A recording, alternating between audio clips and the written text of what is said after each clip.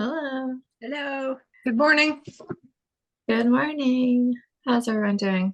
Good. How about you? Great. Good. Where's Emily? I know. She's downstairs, actually. Oh, she's downstairs. Yeah, I'm upstairs trying the upstairs back room today. Rosa, where's Hugo? Animal check. Right next to me chewing a bone, so I'm gonna be on mute for most of the call. It's kind of annoying to listen. I can't imagine what it sounds like without context of a dog in the room doing so. And I'm stitch ripping this morning, so I'll just be quietly doing my thing. What are you taking apart?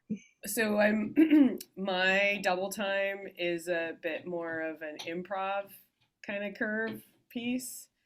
And as free as that is, there are certain things that I want to meet up.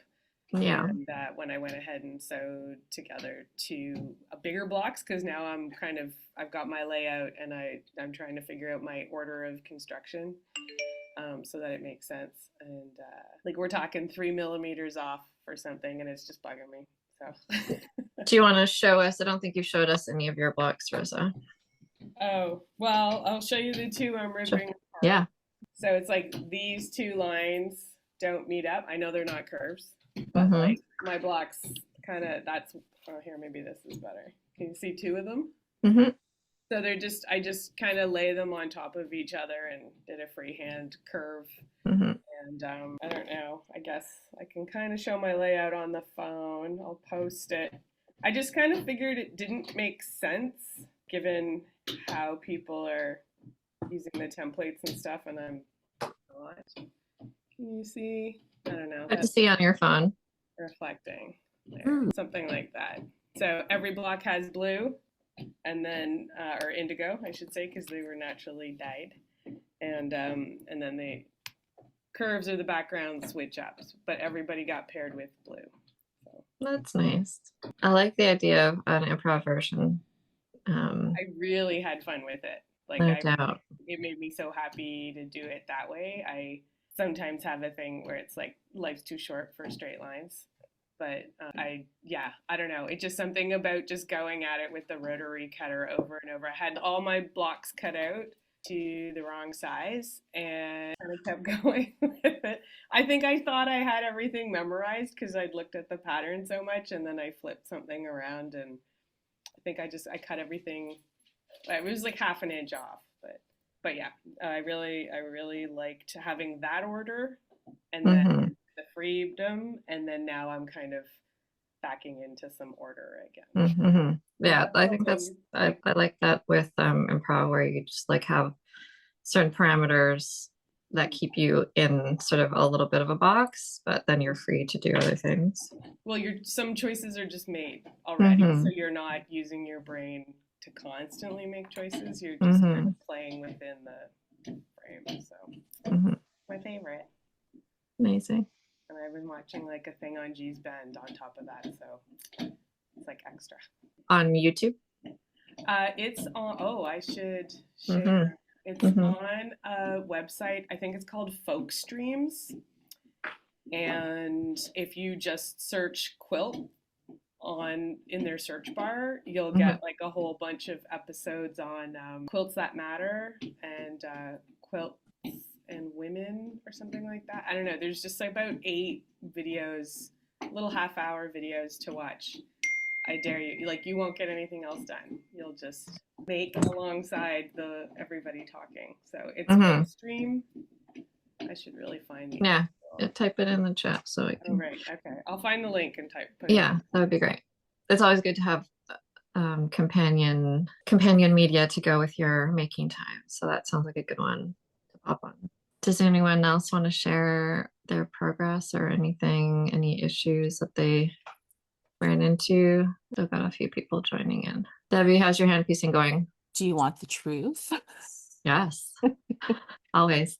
Honestly, I have made like almost zero progress since our last meeting. Same. However, I'm going to stitch some blocks right now.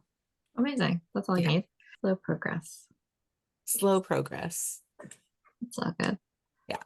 It's been a wild couple of weeks. I think yes, I would definitely agree with that. I would definitely agree with that. yeah, I mean, we're just like barreling towards the end of the year and it's a little bit frightening. Yeah, it's bizarre. Yeah.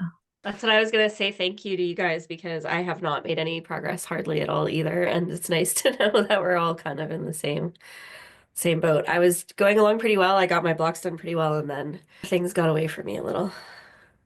Yeah, I think that's just one of the things that happens, especially this time of year. Like some things just like leave your control like almost fully. So you just have to kind of like roll with it. And yeah, we can all try to get back to it. I think probably, you know, in a more focused way, probably. For me, I know it's probably going to be just after the holidays before I can really dive back in. So I can't recommend COVID enough to have some time off work so you can finish your quilt top. That's what How are happened you to me feeling, this week. Romina? Yeah. I had to go back to work on Friday, so Uh-huh. had to get better. Yeah. But it meant Your that quilt top looks amazing. it's done, so that's great. I love when you get to see the light shining through and you get to see those like seams a little bit. It's really beautiful. And it turned out really lovely. Yeah. Did you have a hard time with the layout? Or I ended up just going kind of like completely random. Mhm. I focused more on the color Mm. distribution. And also I really wanted all my fabric to be like right side up. Like if it was like a printy fabric that had direction, I wanted the direction to go in the right way. That kind of Mhm. affected where I So could it'd put read. things. Yeah. Yeah. But yeah, so like if you like when I took the full picture, I could tell like it was so random. There's not really like any read like I don't know. It doesn't make any sense like how I put them together, but it's just more like the color. Well, it looks really, really cool. Yeah, it's fun. Do you take a black and white photo too? Yeah, that's kind of how I did it. Like I did a black and white just to make sure like it wasn't too heavy in certain areas and distributed it that way. It ended up being that like a lot of my same fabrics ended up, like how you split them into two, and they ended up like more clustered together than I think I would have liked, but it worked out, I think, with the colors. Yeah. Well, congratulations. Sorry about the COVID, but congratulations on the quilt top. Yeah, just the one like positive of COVID. Luna, how's your quilt coming along? My quilt. Good morning. Good morning. My quilt is I have 168 Wow. blocks. Wow. Well, no, it is not. It is 120 something, and I have pinned the last 28 here. So there will be done today or tomorrow. And then I have to lay it out. I have the blocks are darks Uh-huh. to lights like this. Yeah. So I am going to try to do, each one is print and solid. So I will try to do a grading. We'll see. Otherwise, I will go with random. We will see. And I have a little more time. Actually, I have as much time as I like, really. Yeah, that's it. Amazing. That's great. Awesome. So today I was going to talk about, well, I can talk about really anything that needs to be talked about, but the email that I sent out very late last night just went through some of the finishing steps for folks, especially for folks who haven't done it before. And I feel like right now, we've got a lot of people who have already done quilts before, and maybe just a few folks who haven't done a quilt before. So just before I go into sort of all of the basics, was there any specific questions that anyone had about where they're at or where the finishing process is going to go? Oh, Faye, that looks nice. Thanks. I've just moved up into my sewing room so I could do my show and tell. But I've got all the bits sewn up and I'm starting to do like 4 of the bigger blocks and do stuff. And I've had to cut all of my big squares down into 14 by 14 because they're so wonky. I don't know how they get so out of square. But so that's the stage Okay. that I'm at. but I'll chat more later because you Yeah, for sure. asking a And I like that you went with like all circles as your layout. Looks Well, really that's what I was going to say is that every quilt that I make has a name before it's like in the process of making a name comes up. Mhm. And this one is many moons. And so it had to be Mm. square, circles. But there's also, and it's super moody, which I love. But there's also a Janelle Monáe song called Many Moons that is also part of the vibe and inspiration for it. So Well, I love that there's a title and also a song, a yeah. theme song to go with your quilt. And like a short film too that is just like totally on point with the quilt. But I don't know, quilts always talk to me while I'm making them, and they always have. Love that. Now I'm gonna have to start thinking of songs to pair with my quilts. I like that idea a lot. Fern, do you have any, you've got your quilt top done. Do you have any questions? I always have questions. Well, I guess I do, but I don't know what they are yet because I don't know what I'm doing moving forward. So Okay. everything. Okay. Well, I'll talk a little bit about just maybe the basting process, because I feel like if, you know, in some ways you don't want to get too loaded up on like all of the later stuff. So, you know, that can get a little bit confusing. I'll talk about as much as folks want me to talk about today. But I definitely thought I could talk a little bit about the basting process, and then quilting and any and I don't know that we need to talk about binding today. We could probably talk about that in January. But so for those who haven't done a quilt before, then once you've got your quilt top, the next step is thinking about putting all your layers together. You do need a quilt back. So for some people like me, that becomes your second quilt top. So obviously the easiest thing to do for a quilt back is just to do a single piece of fabric, or sometimes, you know, you may piece a couple pieces of fabric. For some people, it's an opportunity to create almost like a second quilt. So sometimes the quilt backs are elaborate. And so that's like another opportunity. For me, I always find that to be a really fun place to use any extra fabric from the project. If you made extra blocks, that's a good place. And I really like improv quilting. So kind of like that, more of a free piecing random scraps of fabric together. So that's usually an opportunity, I feel like, for me to create sort of a very simple or sometimes complex improv backing. So the idea with the backing is it's really just you just need it to be a little bit bigger than the quilt top so that it can kind of you want it to definitely cover. And if you are thinking of using a long armor or using a long arm, then you definitely also do need to have a wider quilt back to attach it to the frame. So I'm saying that specifically for Fern because I know that she has her eyes on using the long arm in Sprucedale. So if you are using a long arm or a long armor, then you want to sort of know how there's sort of usually specific guidelines on how much bigger the quilt backing needs to be, whether it's a single piece of fabric or a pieced backing. So I have a couple quilts beside me here that are finished, and I just thought I would quickly show some of the simple quilt backs, or I can't remember how simple or complex they are, quilt backs that I've done. So we'll show and tell. So this one is my double wedding ring quilt. That was from one of our classes at the workroom, and I did a fairly simple quilt back. Show here. So it's really just sort of like the full width of one piece of fabric and then a strip, and then this strip that goes down here was like a certain offcut that I had from the quilt that just made just a really nice piece that I added. I just get a lot of satisfaction from putting something like this together for the quilt back. So that's one of them. And then this quilt is sort of this HST quilt that I made over many, many, many years. And this one I think is also pretty simple.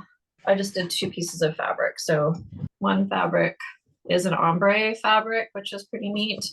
And then actually this is a linen. I think I think way in the beginning, someone was asking about using linen or some other type of material for the backing. Was it you, Maryson?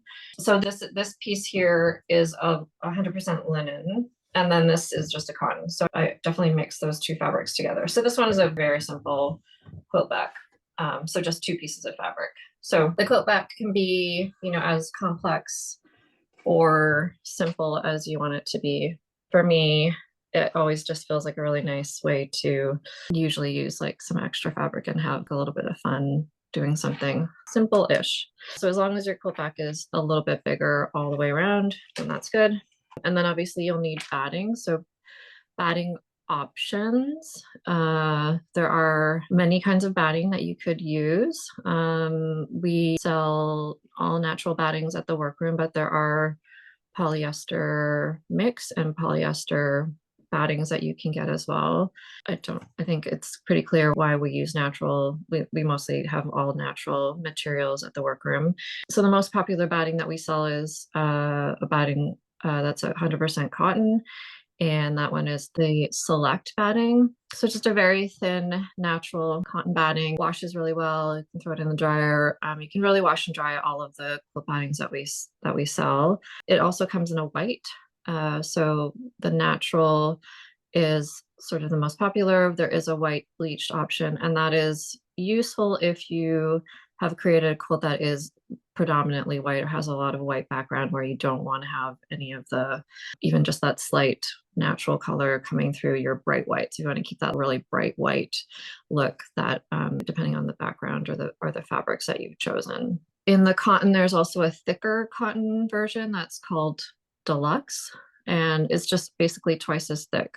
So it's just a thicker, heavier cotton, and that can be nice. I don't know that I've actually ever used the Deluxe personally in a quilt. It feels a little bit dense. If I want a quilt that has a little bit more loft, I usually will use the wool batting. So we sell wool batting, which is lovely. So it has a little bit more squish to it, I'm going to say. And you can wash and dry the wool batting. You just have to be a little bit more mindful about it because wool batting can do something called bearding, where the wool will start to pop out through your quilt top or through your fabric. And I think that usually comes from over drying it. So I don't wash and dry my quilts that often. I'm very mindful about that. I'll hang outside in the summer to air out and get some sun. And when I do wash them, I will put them, if it's like winter, or if I don't have a place to hang them, I will put them in the dryer minimally. So I don't want to put them in the dryer until they're super dry. I'll put them in the dryer until they're just not wet. And then I'll take them out and try to drape them or hang them somewhere. Ideally, if you can do it outside, that's nice. But if not, just over a bunch of chairs or whatever little contraption you can set up in your house.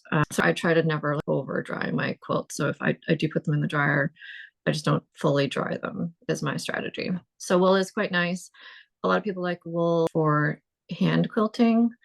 So if you're going to do hand quilting, wool is really nice to work with because it's just very easy to push your needle through. The Select batting is also good for hand quilting because it's thinner. The one batting I would not suggest if you're thinking of doing hand quilting, whether just a few details or fully hand quilting, is the Deluxe, because the Deluxe is thicker and it's just going to be really tricky for you to be constantly pushing your thread and your needle through the heavier loft. We also sell a batting which is a bamboo silk cotton blend, which is really nice. And that's just another sort of soft, similar in terms of the thickness to the Select batting.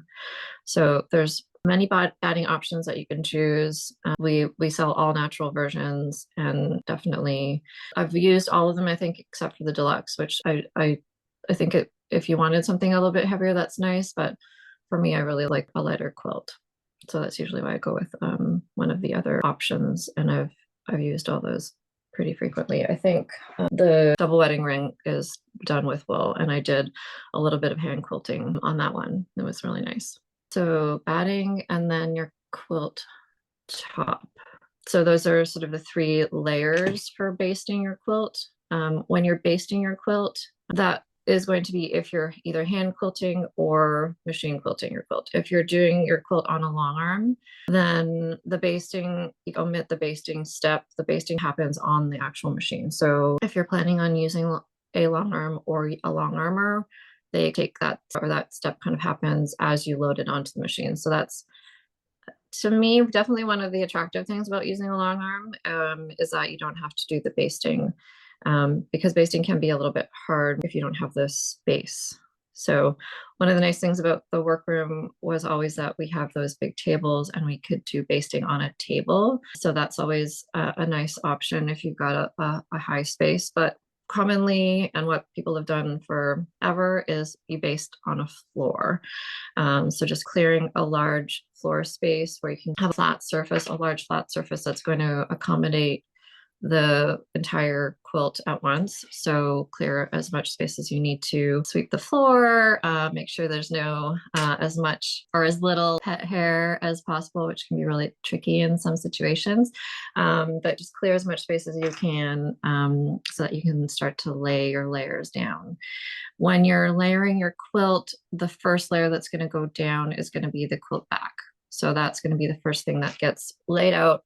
Obviously, you want to have everything ironed and flat. So the flatter things are, the easier, and the flatter all your layers are going to come together. So make sure you give everything a good press. You don't need to press the batting. The batting will stick to the surfaces. So you just want to have everything else pressed.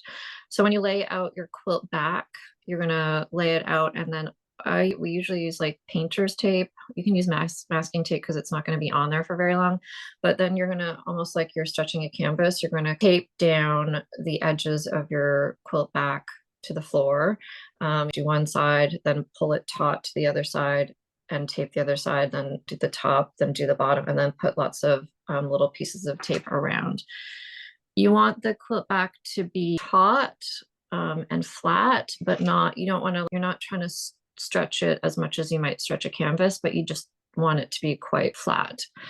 So you want that to be as flat and as smooth as possible before you start to put your next 2 layers down. When you're putting the quilt backing down, you're putting it down so that the good side is facing the floor and the wrong side is facing up. So you're going to see, if you've got any seams, those are going to be facing you and facing upwards, because the next layer that you're going to put down is your batting.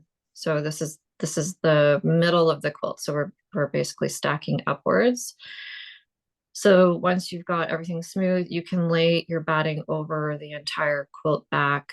And then you'll see as you start to, with your hands, you're just going to smooth it out. And the batting will just, like, it sticks a little bit to the fabric. So it's quite nice. You're just going to smooth it out and make sure that is very flat. And then once that's flat, it just wants to smooth itself out. Then you can put your last layer down, which is your quilt top.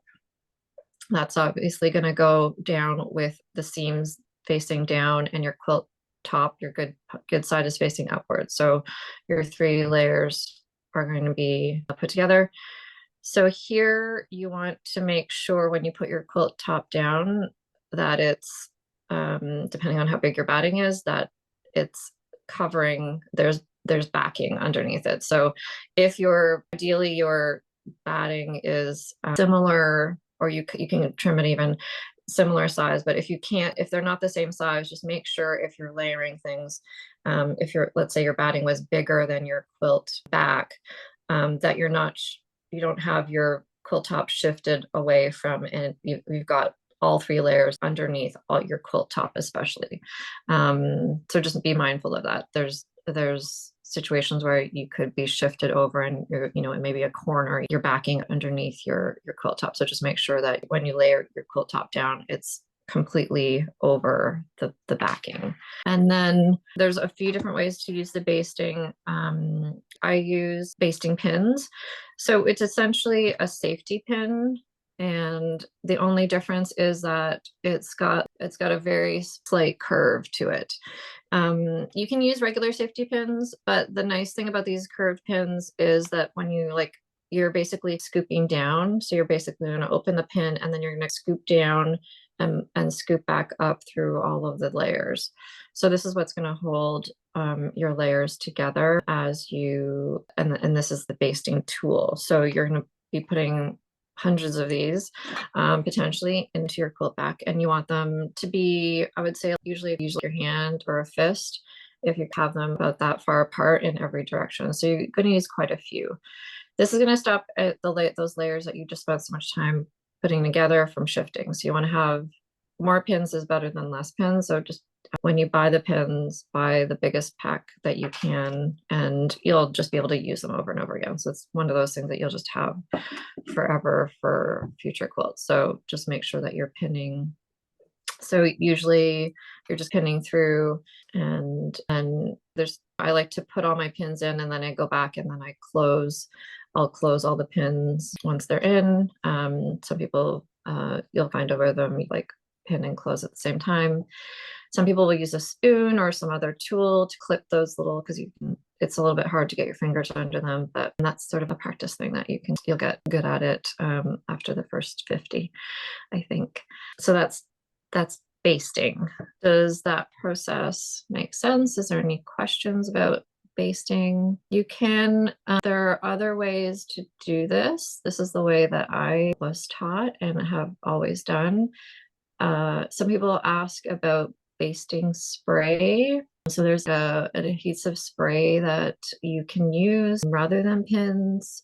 That kind of frightens me. Personally, I wouldn't use glue in my quilt. It's glue, so I wouldn't use that in the middle of my quilt personally, especially something that I was planning on sleeping under or having a child sleep under. Theoretically does maybe wash out, but it just doesn't make sense to me to add any kind of chemical into something like this. It is an option. And so I think in the tutorial that I included, there's a link.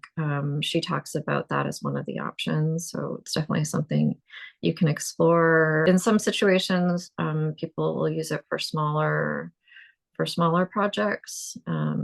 So there's definitely other ways to do it, but basting pins is the way that I've always done it and my preferred method.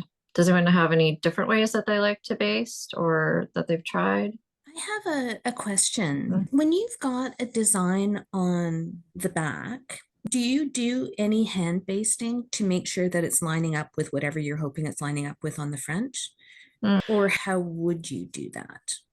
So generally speaking, your quilt back is not going to be usually massively different than your quilt top, but you probably are definitely trying to line things up. So you can I think the way that I would do it if I was trying to line up like that little bar that I had on the edge of my quilt, I would probably mark that. And one other way, mark that with the tape.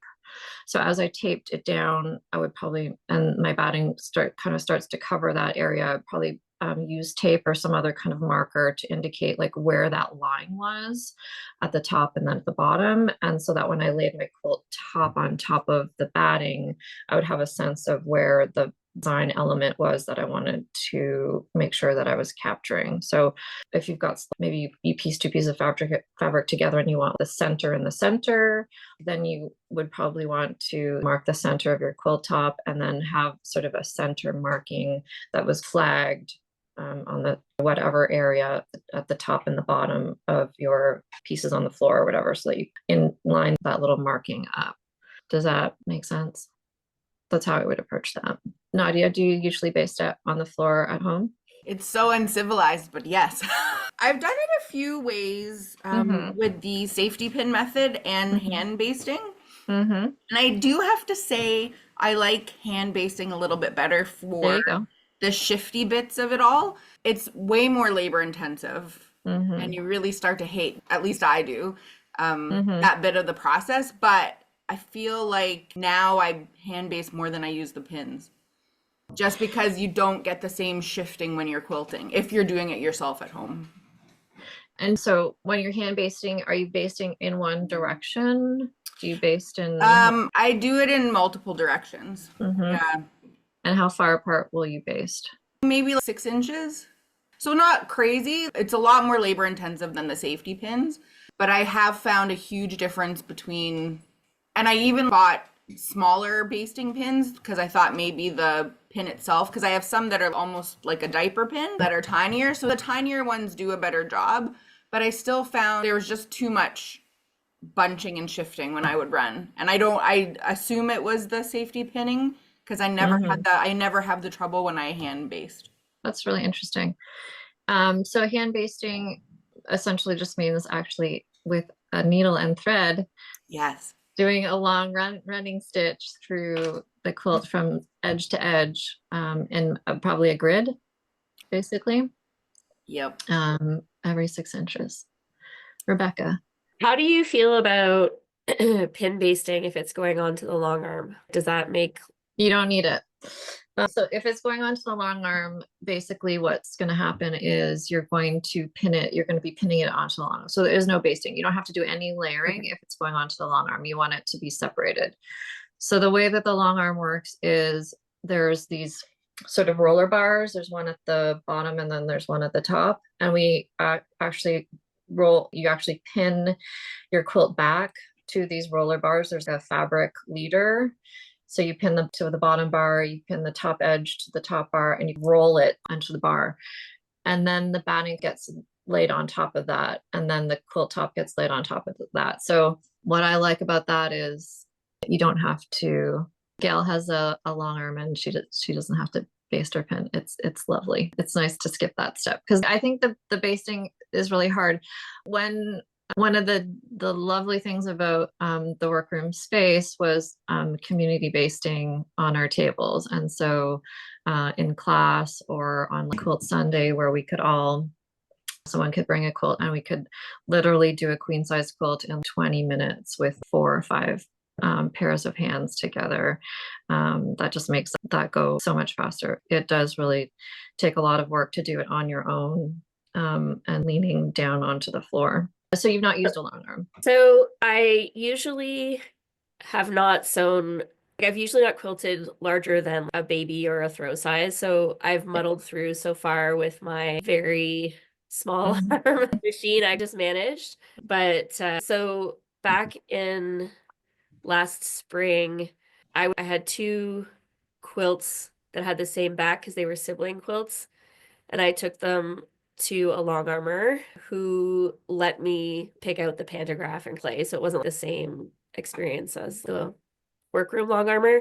And I'd already forgotten what the process was. Like it was like a demo. She was demoing and also letting me play a little bit, but mostly she was doing it. So for the double time, because I've got the 2, we'll have 2 again. Right. And was toying with the idea whether I want to do different backs and will I quilt on my machine or would I consider taking to this long armor again? And so I was just trying to decide. My quilt top is not together, so I have some time. My partner in crime, who is working on the other one, hers isn't ready yet either. So we have a bit of time, but I was just trying to figure out, I was trying to think through what I might want to do. So that's a good point. So when you did the smaller quilts, I pin basted on the smaller ones. But when you went to the long armor to do you say you had 2 quilts that you brought her, did you have them on a single back? Or did you? Yeah.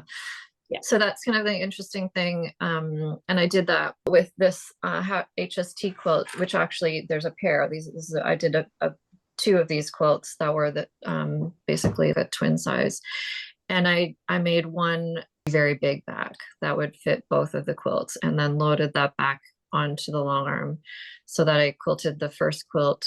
And then as that one rolled off, I just laid down a new piece of batting and did the second quilt. So that's definitely also one of the other nice things about the long arm is you could do a very big quilt back, or if you had 2 baby quilts, you could do them side by side on a really wide back. So that's what I did, was the 2 side by side because they were fairly small. So just trying to, I'm thinking ahead, right? So I'm trying to think about what I might want to do with these ones. I'm not sure yet. The long arm is fantastic. You need the double time long arm. A long arm quilt your quilt in Sprucedale. I love that idea. I've been trying to figure out ever since you posted about winter retreats. I was like, can I make it happen? How can I make it happen? Long arming up in Sprucedale. Now that the long arm is up here, that's definitely, if you come up for one of the handmade getaways, that's definitely that machine, the tool is always open for use. So that's definitely part of the options when you come up here now. Can I just say something about the long arm Of and course. just in terms of pacing? Although you don't have to pin baste, you do have to just know that setting it up takes about at least an hour. So it's not load it and go.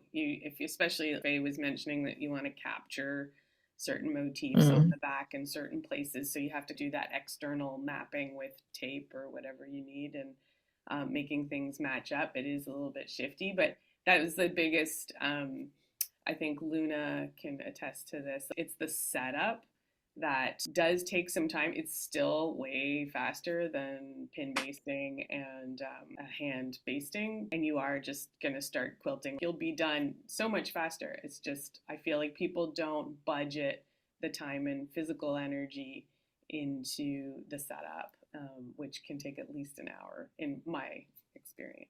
Rosa managed many long arm quilt sessions over the last few years, so she speaks from experience of helping folks.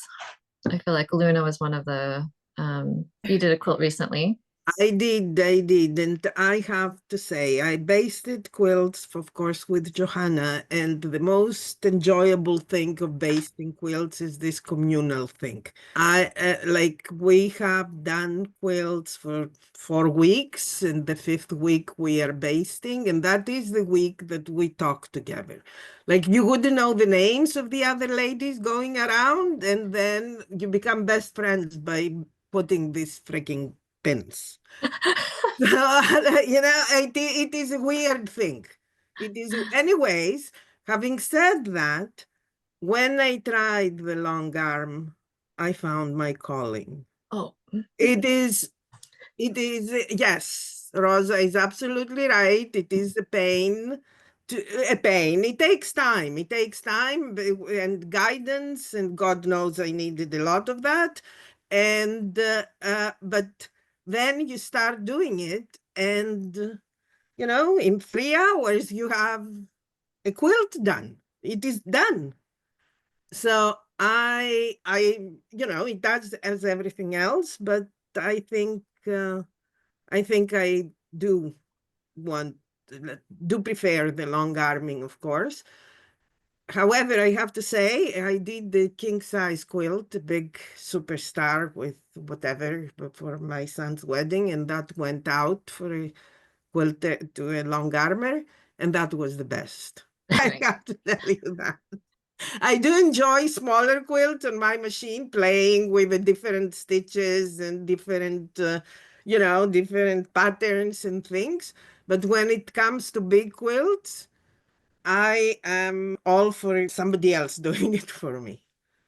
It's not the purest thing, but it is what it is. It's okay to let other parts of the process go. If there's something that you enjoy, then that's what you should be doing. And if there's something that you don't enjoy as much and someone else wants to do it, I think that's okay. I'm gonna just add to that, Luna, I don't know what you did for the one that you sent out, but Luna, I always had to ask if and it was always yes, if the backing was going to be the binding as well. So that took extra, you have to drop it down, make sure you have everything, you do your tests differently for the tension and that kind of thing, so that you're not, so that she doesn't have to unpick everything and use her backing as binding, because right, I don't know what you did when you sent it out. Did you request to have it all done, or no, at the time I didn't know. Because it was for a gift, I thought adding the binding would be a little more, have better quality at the end of the whole product. But at the end, I ended up unpicking a little bit, because after all that thing, I opted to just fold in the backing and get it over with. But it was not as bad as I would think. Yes, I had to unpick in several places because the quilting was very elaborate. My friend designed the whole big thing, and she had to shift the quilt many times to do parts of this. So it had several, like 3 or 4 places where she had to test. Almost on every side there was a testing piece, and it was unpicking, and it had to be careful because the backing would have been folded. But still, I do prefer that than the pins. For sure. I am a big fan of the long arm. Luna, I agree with you. When I did the long arm, I was like, oh yeah, this is the thing. And it's nice to do it with someone else because then the rolling goes quicker. So you're not walking around constantly. And it's also just nice to have like to do it with someone. But what I found when I was doing mine is like, I put on music and then it's like dancing to the music when you're doing it. And I realized that my quilt patterns changed based on what song was on. So I had to, you just have to go with it. But I would like, I would drive the 3 hours to Sprucedale to avoid pinning. I hate pinning. So I'm trying to figure out how many quilt tops I can get done by January. Maybe I can make it up for one of those weekends. Amazing. Any other thoughts or questions on basting? All good. I mean, I'm just going to say, you can also just use the long arm to baste it and then hand it or run it through the machine, just like depending on the look, because there are some finishes you can't get on the long arm. So I've thrown things on just to, so sorry. He's having some feelings. Base. Yeah, he'd like to talk as well. Yeah, so so that's definitely another way that the long arm can be used, is like just to, I've had people use it just to baste a quilt that they were then going to hand quilt. So you can kind of do that basting process, or I guess you could baste it and then potentially machine quilt it as well. So that's another way that you could do it. Is anyone thinking about doing a hand quilting for their quilt? Debbie? I was being asked a question. Hi, am I going to hand quilt it? Was that your question? Well, I'm just wondering, since you're on the hand piecing train, are you gonna, is your plan to keep going? I haven't fully decided yet. I enjoy the piecing process by hand more. I mean, I like hand quilting too, but I think once I've spent so much time doing the piecing, sometimes I'm like, maybe you're okay mixing. Quilt it. And sometimes I'll do a little bit of both. I'll machine quilt a bit and then I add some hand quilting to it as well. I think that's what I'm going to do. Very good. Now that I've said it out loud, I think I'll do some machine quilting and then add some hand quilting to it. Yeah. I think that's nice. I did that on the double wedding ring that I showed you, and I did just some like basic quilting through just the grid lines of the blocks, and then I just went in with some hand stitching and went around with some hand quilting through the curves, and that was kind of a nice finishing process. Yeah. Should I talk about quilting? Do people have questions about quilting? Is it too soon to talk about that? Melissa's like, no, it's never too soon. Melissa, do you have any particular things that you want to talk about with quilting in regards to the quilting? Well, when I was logging on to the Zoom call, I think, what questions do I have? And I think during the discussion, sort of resolved what I'm going to do. So I basted my quilt yesterday. You did baste it. Yeah, I basted it yesterday. Right. And so my questions were really about, what would be a good idea for the actual quilting. When I finished the quilt last week, the quilt top, I'm definitely going to hand quilt. That's like with the pearl cotton. And yesterday, I'm thinking after basting it, it's my first time basting a quilt in a while. I'm like, ow, my hand hurts. It's like, no, I'm going to use the machine. Forget that. It'll be a heck of a lot faster, right? So in the last 10 minutes, I decided I would probably machine quilt or grid and then do the some flourishes by hand. But like any sort of ideas that people have at the moment I would love to hear. But because we're at some stage where I'll have to finish our quilts, and this is it's not a set point, right? Like Anastasia's got the book that we talked about a couple weeks ago by Jackie Gehring.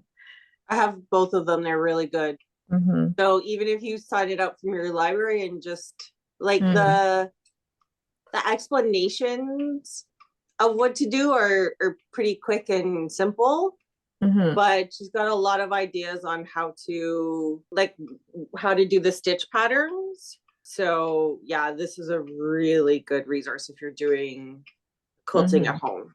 Gail, did you have your hand up for real, or did you have a question or something you wanted to add? I think there's a question. Hi, I'm sorry. Can you hear me now? Sorry. Yeah. Sorry, Gail.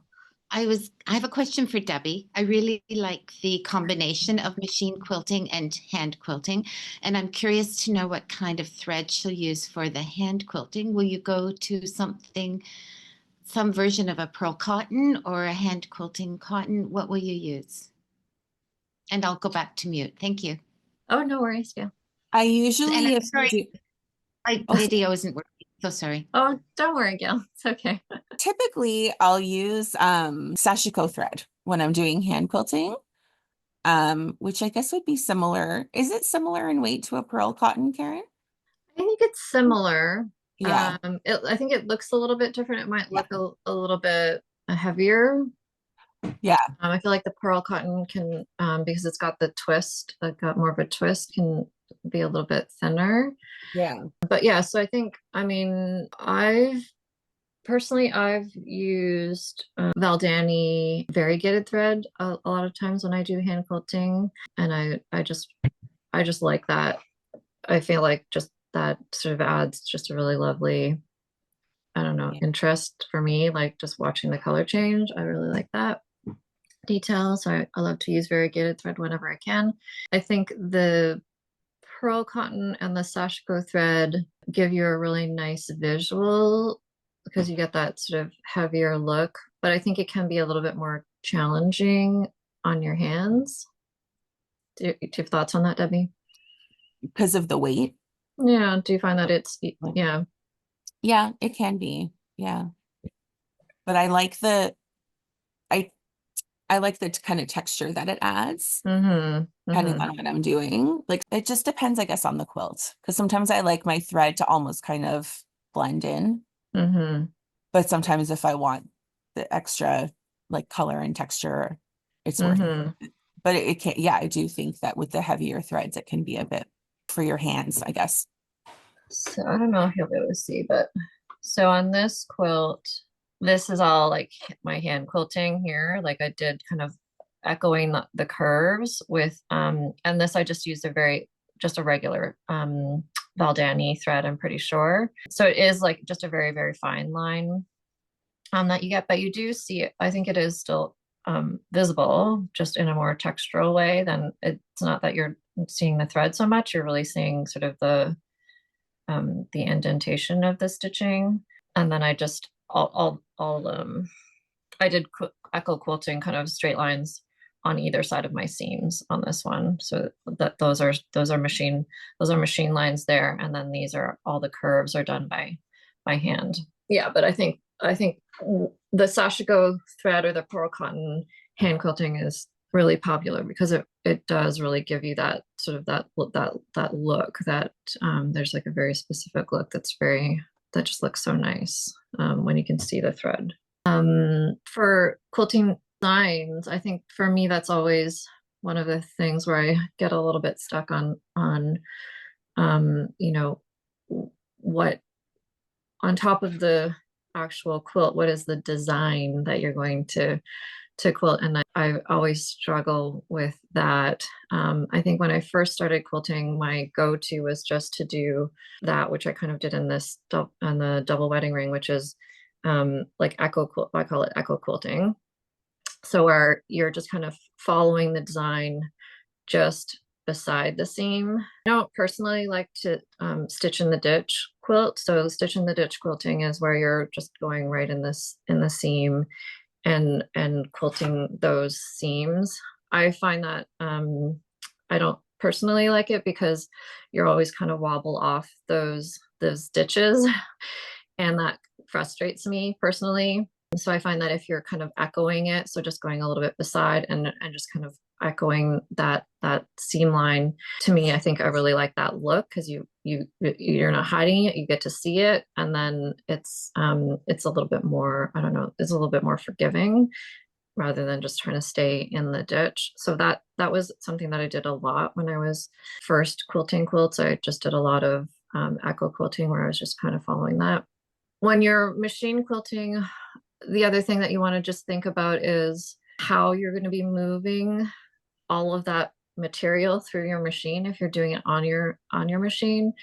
So the more turns, the more complex the design is that you want to do, the more you're going to have to be sort of maneuvering all of that fabric through your machine.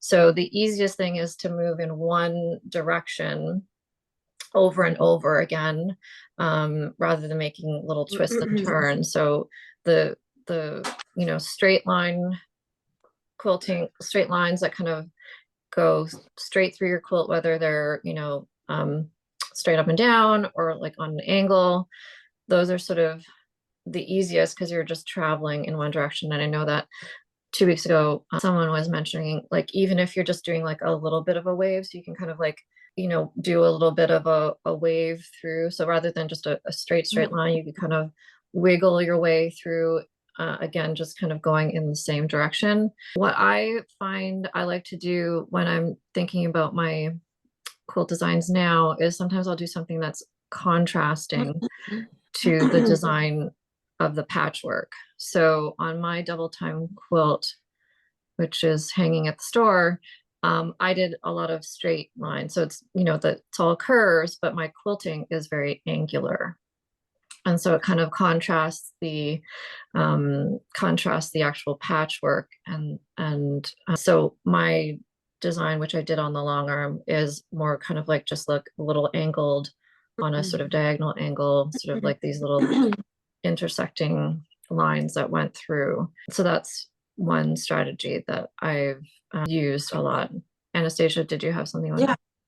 So, sorry, what I started doing recently was I would take a piece of tracing paper and put it over top of like the picture, like the layout picture in the pattern. And then like you can test out, I don't know how well you can see this. You can test out different ideas. So I played around with doing like circles on this one. And then once you like it's when you're drawing it, it's fine, but like once you put it on, it's a little hard to see, but then you can take it off and like you can take a look and that. So it's just like the kind of it's just the tracing paper. It's almost like a vellum. Yeah.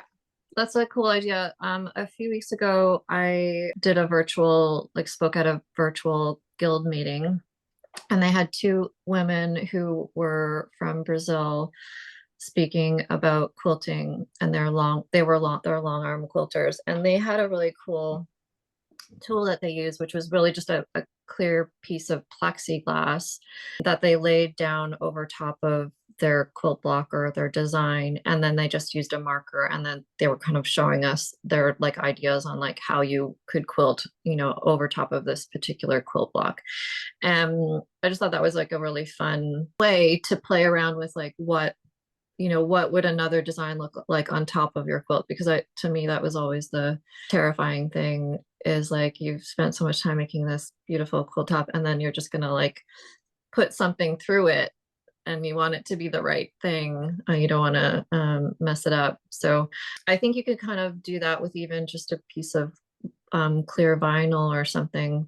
Like the tracing paper is a great idea, but what's nice about this is like if you had like a dry erase marker and a piece of vinyl, you could kind of try something and then you could wipe it away and then you could try again, like really quickly do some designs. But I think that's a really nice idea, is putting something over top of either your quilt block or an actual printout of the design, and then testing out some ideas. That's a good way to kind of practice. They did it. One of the reasons why they did this was one of the things that they teach is that the quilting process is a physical process. And so they were trying to get people to physically do these designs, and the method that they teach seemed really interesting because it like involved like your body as part of the process of quilting, which was really interesting. So for quilting, does anyone have I any? was just gonna say that I've done some quilts where, well, for example, with the quilt we're doing, I treat the square as a quilt. So I cut out the backing a little bigger and the batting just slightly bigger, and base them together, and then it's easily handled if you don't have a big sewing table, and you can kind of play around with what you do. But I'm not going to do that with this quilt. I'm going to take the long arm course and bring the finished product there and do it on the long arm. Okay. So are you saying, just to clarify, are you doing like, it's almost like quilt as you go, like where you're doing smaller sections that you are quilting? No, what I do is I quilt each square. So in this case, it would be like, I take the square and think of it as a miniature quilt, right? So I cut a piece of backing, and a lot of times when I do this, I'll use like, I have a lot of sheets, white sheets that I inherited that are perfectly fine, really good quality. And so I cut that slightly bigger all around, and I cut the backing slightly bigger. And then I pin it and I quilt it on my machine because you can turn it so easily. And then when I get all the squares done, I join the front part, like I put the squares together, but instead of sewing all the way through, I just sew the front, the actual quilt top together, and then kind of trim the batting, right? And I do like a row and get that done. And then the backing, I leave the extra on. And then once I get all the squares together, joined on the top part, then I flip over and I hand sew the back together. Wow. Kind of folding it over and then hand sewing it. So I have done it that way. I would love to see a quilt that you did that way. I think I have given them away. Of course. I did a double quilt that, and I have done a couple of singles. But that's cool. Yeah. But yeah, it was like at the time I didn't have a sewing space, and even now like I just sew on a card table. So, but I love the long arm. I love using the long arm. So I've already emailed in to say that I don't have 5 friends that I know of that would like to do the class, but hey, I'm willing I to. think we know at least one, Fern. Yeah, Fern and I are plotting. I think we can get a spruce style class going. I hope so. I was gonna say, it already sounds like there might be a few friends online, Mary. I know, as you were talking, I was like, it would just be really nice, like if in January a bunch of you just came up and like we basted quilts, we loaded quilts on the long arm, we machine quilted together, or just worked on your blocks, which is what I still need to do. So I was just going to share one other thing. When I have done stuff on the long arm, there's usually a width of batting that's left over and a width of your backing fabric. And I saved all that batting. Sometimes when I'm doing just a little bit, or I'm doing something small, then I use those small pieces of batting. So it starts off like it started off a lady that I know that had did a lot of, she's had 2 different quilt shops. She saved all the batting, and she used to send all the batting over to Africa to women to use for their periods, to make like pads. Yeah. So that's why I started saving it. And then some of the pieces were like, oh, well, I have a small thing to do here. And I could just use that extra batting so I'm not wasting it. Right. Yeah. Well, that's definitely good. Yeah, I've definitely got those leftover strips saved. So that's a good use for all of those things. I was gonna say too, just on batting, if it's worth knowing what your quilting spacing is for each batting. So ours is quite large in my opinion. It's about, I always kind of say like about a hand width. That's about 7 inches, 8 inches. But some batting requires a tighter quilting spacing. So that'll impact your design or the wear on your quilt if you're looking at what you're going to use there. Yeah, so basically every quilt batting manufacturer will tell you what is the minimum amount of space that you need between your quilting lines.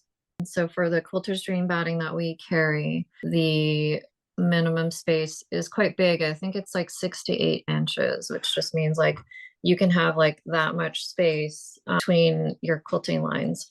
And the bigger the number, basically, the better the batting. So if you get a batting and they're like the minimum amount of space is like 3 inches, it means that that batting is less stable and it needs to be secured more in order to endure like washing and wearing and all that kind of stuff. So to be honest, even though our batting allows you to quilt wider apart, that's not necessarily something that I would do. So when I'm doing a quilt, I actually don't want to have that much space unquilted. I would always want to have, I mean, to me, I think again, like a hand is kind of a good judge, like maybe 4, maybe 5 inches, because I do want to have all of those layers attached to each other just for long. To me, you know, in my opinion, I would just want to have all of those layers together, secured, so that it will maintain the integrity. It have a better chance of maintaining the integrity. Nadia. Definitely heed those warning or those recommendations. One of the very first quilts I made, I washed it recently and all that batting shifted into the corners of each quilted section. Ooh. So I have to unpick that quilt now and So definitely look at those it's recommendations. True. It's a true story.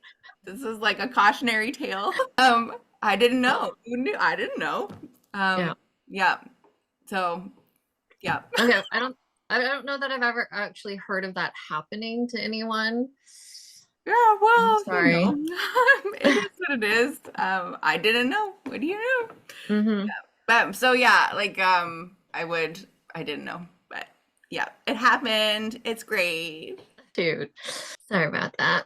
So somehow it's already 10:15. I can keep talking about quilting and other things, but I just wanted to be mindful of everyone's time and their day. So do folks want to talk a little bit about quilting? Do you feel good where you are? Does anyone have any specific questions? I will say goodbye to everybody. I have to head to work. It's been so joyful to see you every Sunday. I've had so much fun making my quilt with Fern. I'm gonna get misty because I cry about everything now. But it was so lovely to see our quilts be completely different but together at the same time. So it's just been lovely to see you all. But I have to go to work now. I just cried so much in December. It's all those stupid commercials with snow. But it's been great. I'm very excited in the new year to see everybody's progress and where they get to with quilting and stuff. So thanks so much, Nadia. Happy holidays, Nadia. Yeah, have a great holiday and have a good everybody too. See you later. So yeah, if anyone else has to drop off and get on with their day, amazing. And if anyone has any questions that they want to ask me, I'll hang out a little bit and I can specifically talk. But we will meet again in January for final wrap up as well. I have to hop off too, so yeah. Happy holidays and see you all in the new year. Happy holidays. Bye. Happy holidays. Bye, everybody. Bye. Bye. I'm gonna Bye. skedaddle Merry too, Christmas. but Merry Thanks Christmas, so much everybody. For this, Fern. Bye, Fern. Bye. Karen, Yes. how is Alexis doing with the community quilt? Because I still haven't given her my pieces. Do you know what stage she's at? I think she was still collecting blocks last weekend at City of Craft. She was still collecting. So people were still passing her blocks, and I also need to pass her my blocks. So I think she's still in collecting phase. So if you've still got blocks, there's still time to do that for sure. Awesome. I like the idea of everybody coming together for a pinning, quilting, basting, making cocoa, whatever day. I'm up for that. If Yeah, let's set that up. Look at the calendar and figure that out. That would be really fun. Any other questions folks have about the process? I'm gonna pop off, but Yeah. I do know Alexis is still collecting, and she's just so sick today, so she couldn't make it onto the call to thank everyone herself. So I should have said something off the top there, but yeah, she's feeling whatever's going around. So thanks so much, and Thanks, yeah, Rosa. I can't wait to see everybody's stuff come together. Like together, like sandwiched together. I feel like I'm behind on the layout. Literally together. Thanks so much. Together. Okay. Bye-bye. Bye-bye. Bye. I'm jumping off as well. Take care, Okay, everybody. Happy amazing. holidays. Okay. Thanks again, Karen. This has been great. Great. No, it's been so fun. Thank you for coming. And I would love to meet up in January or whatever, either virtually or in person, if that's possible for the final push. Okay, Amazing. take care. Take care. Good. Bye. Thanks, Lara. Hi, I have a quick question actually. Great. Yeah. It's just about, because I've made quilts before, but I always have used very thick wool batting. Yeah. They're more like mattresses almost, and Okay. I do just tie them. Oh, nice. Yeah. So tied in sections. So this is the first time I'll actually be sewing my quilt lines. And I wanted to ask about the thread choice in terms of color contrast or not. Like if there's some method to choosing your thread color. I think you can, I think there's like two ways you can go about it, depending on, how visible you want the quilting lines to be. I like my lines to blend a bit. Like I don't want to see like a dark line running through my quilt. Like I don't really want to see that line like as like the first thing that you see. I like it to be kind of a complement to the quilt and not like the thing that your eye sees first. Yeah. So I kind of like a medium tone that goes with sort of the variety, and that can be hard depending on the contrast levels of like the range of colors that you've got in your quilt, so that can be a little bit tricky. So you had blues. Yeah, blues and a little bit orange, but mostly blue. Yeah, so sometimes you can test out. The best thing to do is to grab if you have like a collection of thread that you can kind of consider, and then just to like pull a length of a bunch of different colors and lay it on top of a few sections so you can kind of see what disappears or like what you like the look of. Generally, grays can be just an easy option because they'll just kind of sit back and they kind of can blend a little bit easier into various colors. So I do use sort of gray tones, and it could be like a bluish gray, or there might be a good option there. So for me, I would go like medium to light rather than into the darker. Like the darker, especially if you've got very light sections, a really dark thread, I just don't like that harsh dark line running through my quilts personally. So I would usually tend to pick a tone that was medium to light in that range, but I would lay out a few options, and I think you'll get a quick sense of what you like and how it blends. That's awesome. That's really helpful. Does that help? Yeah Totally great. Yeah, and that's also one of the reasons I do like the variegated thread option too, because then the color kind of shifts a little bit, and that can just kind of disperse that line. So it's again like not a harsh line. It's kind of a line that kind of moves and has like a little bit of movement to it. So Yeah. I like that. Yeah. That's great. Thank you.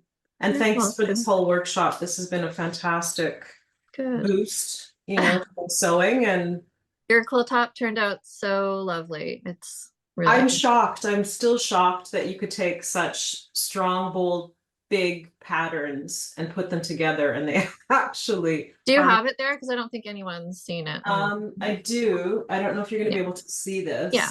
Nice. But yeah.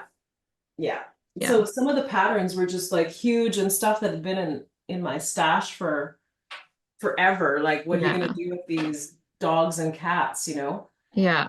But, somehow together it worked. It's amazing. Yeah. Thank you.